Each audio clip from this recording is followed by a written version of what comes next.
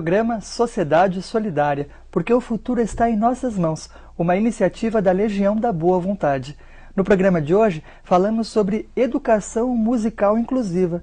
Você sabia que pela música é possível desenvolver competências, habilidades de pessoas com deficiência, muitas vezes habilidades que as pessoas nem sonhavam que tinham? Pois é sobre isso que a gente conversa no programa de hoje, falando sobre essa realidade dentro da série que o programa faz, já que, como você sabe, já falamos aqui, 10% da população brasileira tem algum tipo de deficiência, é o que informa a Organização Mundial da Saúde. Como então nós podemos fazer para criar mais oportunidades de inclusão? Vamos saber então quais são as ferramentas do universo musical que têm colaborado para isso. Quem conversa com a gente sobre esse tema é a professora Viviane Louro. Ela é especialista em educação musical inclusiva e diretora musical do grupo de teatro Trupe do Trapo. E vai compartilhar com a gente um pouco da sua experiência nesse assunto e também um trabalho inovador que tem sido desenvolvido junto a pessoas com deficiência que ao mesmo tempo são atores, artistas e têm pelo universo da arte encantado muitos públicos. Bom, primeiramente, nós gostaríamos de agradecer, em nome da Legião da Boa Vontade, pela oportunidade que temos de falar sobre um tema tão importante, tão atual como esse. Seja muito bem-vinda. Muito obrigada pelo convite, agradeço você, o pessoal da Legião da Boa Vontade que me chamaram e estou muito contente para a gente poder conversar sobre esse tema que é bem importante. Exatamente, vai ser um bate-papo muito legal.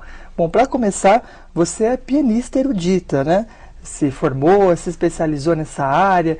Queria que você contasse pra gente como surgiu esse interesse de trabalhar também com a questão da inclusão pela arte. Tá, então eu sou formada em piano erudito, estudei a vida inteira desde pequenininha piano e o tema, assim, veio, na verdade, quando eu terminei a faculdade e fui fazer o mestrado, que eu fui fazer o tema, né, da pesquisa tal, e não sabia direito o que pesquisar, e aí um professor da faculdade que falou assim, Vi, por que você não fala sobre inclusão, que é um tema que está começando a ser falado, né, porque, assim, claro, tem uma questão pessoal também, eu nasci com uma deficiência, né, e tive algumas dificuldades para estudar durante a vida por causa disso tal, só que assim, na verdade, isso não foi a mola propulsora para a coisa acontecer, eu nunca pensei assim, vou lutar pelos direitos só porque eu sofri. Não, eu queria ser pianista, tocar piano e não estava interessada nisso. Só que aí esse professor falou assim, Vi, você tem uma história aí por trás de vida que eu acho que você podia ajudar muita gente e tal.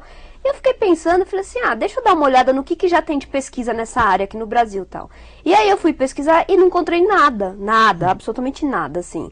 Na época, faz uns 8 anos já isso.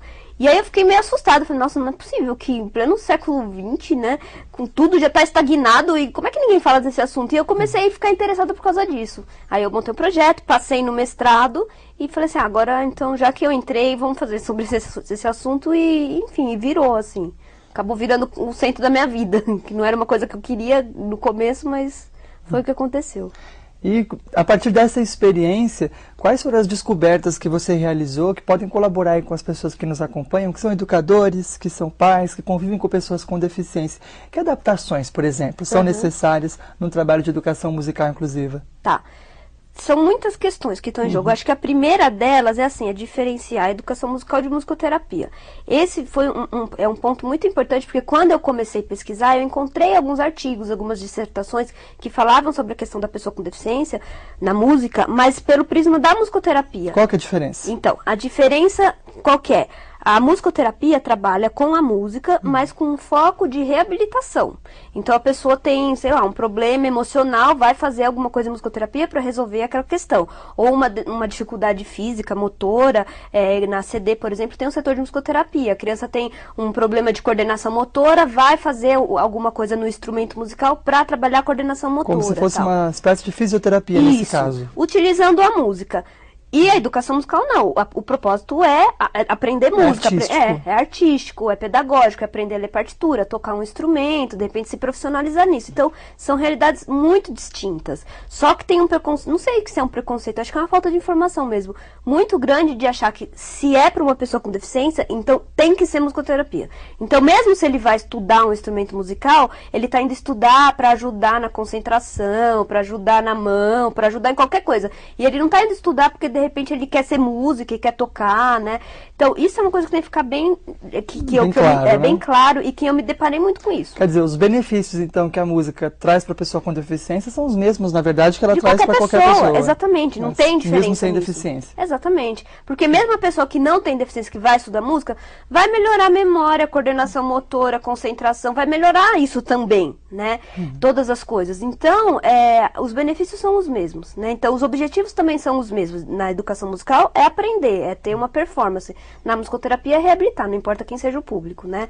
Agora, tem uma diferença, claro. Se você tem uma pessoa que vai tocar um instrumento e não tem um braço, claro que vai ser diferente. Aí que entra a questão pedagógica e uma visão diferenciada, né? E entram as adaptações que você falou. E que tipo de adaptações? Claro que cada caso pede uma forma diferente, mas assim, de forma geral, quais são as estratégias mais frequentes que vocês têm para conseguir possibilitar que pessoas com deficiência possam também se desenvolver e brilhar no mundo da arte? Claro.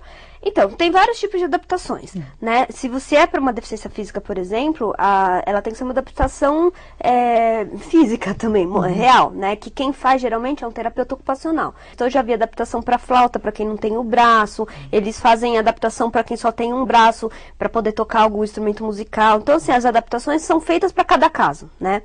Agora, você são também... suportes. Isso. Você tem outros tipos de adaptações também. Se você pensar, por exemplo, numa pessoa que é cega, tem todo o material em braille. Existe a musicografia braille, que são as partituras, todo esse material musical que é feito em braille. Isso também é uma adaptação, né, do material. E eu trabalho mais atualmente com pessoas com deficiência mental, um pouco com autismo também, só que mais com deficiência mental. E você tem que adaptar também muito, só que essas adaptações, elas são menos visíveis, digamos assim. Você adapta, assim, a estratégia, a maneira que você vai falar, você utiliza recursos concretos. Então, enquanto para um aluno você explica que do, ré, mi são as notas musicais. Isso, para esse aluno você associa o do com um objeto, o ré com outro objeto ou com uma cor, e aí associa isso com alguma coisa que faça parte da vida dele, e, enfim, você tem algumas estratégias diferenciadas. Bom, a gente já recebeu diversos convidados aqui, especialistas nessa questão da pessoa com deficiência. E eles destacam bastante que, além da acessibilidade física, a acessibilidade mais importante, na verdade, para que as pessoas com deficiência possam desenvolver os mais variados tipos de atividades, é a acessibilidade atitudinal, nas atitudes das pessoas, né? Então, quais seriam as recomendações gerais assim que você percebeu para se trabalhar a educação musical inclusiva na forma como os educadores atuam ou mesmo como os professores de música? Nossa, essa pergunta é bem legal e complexa. Isso é muitíssimo importante, a questão da atitude, que tem que mudar, é a atitude mesmo, porque o preconceito ainda é muito grande. E eu acho que o preconceito vem muito da falta de informação, né? Então ainda tem muita falta de informação. Essa, por exemplo, que eu comentei da musicoterapia, é uma. Eu já vi muitos alunos com deficiência que vão buscar uma escola, por exemplo, chega lá e eles falam assim, é melhor você buscar um centro de reabilitação, por exemplo, porque tem essa ideia, se tem uma deficiência, porque a deficiência é vista como uma doença, a pessoa está doente, então se ela está doente, ela precisa se tratar, né? E não é isso, a pessoa tem um problema, pode estar doente, mas além disso ela é uma pessoa, ela tem vontade, ela tem potenciais e tem dificuldades como qualquer outra pessoa, né? Então a atitude tem que mudar, realmente, e os professores precisam ficar mais abertos às instituições, né? E pensar na acessibilidade, não só como colocar uma rampa, um elevador, as pessoas pensam muito nisso, né? É acessível, tem rampa, é acessível, e não é só isso, o material, a maneira que você vai dar aula, a possibilidade de mudar o conteúdo da aula e fazer várias adaptações, tudo isso é acessibilidade, né? Quer dizer, então, o professor, o educador, ele tem que, na verdade, olhar para aquilo que está proposto e dialogar mesmo com a pessoa que está ali participando, buscar outras informações para poder fazer com que esse trabalho atenda às suas necessidades. Sem dúvida. E na música é bem complicado isso, porque assim, na educação comum, tem várias leis que falam da inclusão, isso não está resolvido, muito longe disso, né? Ainda é bem ruim aqui no Brasil. Mas já está mais encaminhado. Mas as pessoas falam disso, então hoje em dia uma escola não pode recusar um aluno com deficiência, mas uma escola de música não tem nem fala sobre esse assunto, então quando chega um aluno assim, o pessoal fica em pânico, geralmente, né? Eu tô falando isso porque eu dou muito curso para professor, e assim, eu já peguei professor chorando, assim, eu não sei o que fazer, vou largar a profissão, porque realmente é muito difícil de trabalhar, e música é uma coisa muito específica, é difícil, é muito simbólico, habilidades teórico, motoras, assim, a parte teórica é muito difícil, finas. a parte de tocar é muito difícil, então é complicado mesmo, não é fácil, né? E tem um outro lado que é o preconceito da própria a área musical. A coisa assim de ser talentoso, de ter que estudar música quando você é pequenininho, né? Isso é muito comum, né? Dentro ainda da área musical, do virtuosismo. Então, assim, se a pessoa não tem os dois braços, ela não pode ser músico. Como é que ela vai tocar? Mas música não é só isso. Ele não pode ser um compositor, ele não pode ser um teórico, ele não pode ser um bom professor. Tem um campo vasto em música que não é necessariamente só tocar muito bem um instrumento musical. Mas a maioria dos cursos ainda leva para essa coisa, de tocar um instrumento e tal. Então, tudo isso precisa ser repensado, né? Bom, a gente falou bastante da música, mas tem um outro universo também bastante importante, que é o do teatro. Sim, é sobre isso que a gente fala no próximo bloco. O programa Sociedade Solidária hoje recebe a pianista erudita e especialista em educação musical inclusiva, Viviane Louro. A gente vai para um breve intervalo, logo mais a gente continua com esse bate-papo, lembrando que a sua participação aqui é sempre muito bem-vinda, pelo nosso e-mail sociedadesolidaria@boavontade.com ou ainda seguindo a nossa programação no Twitter, @boavontadetv. A gente já volta.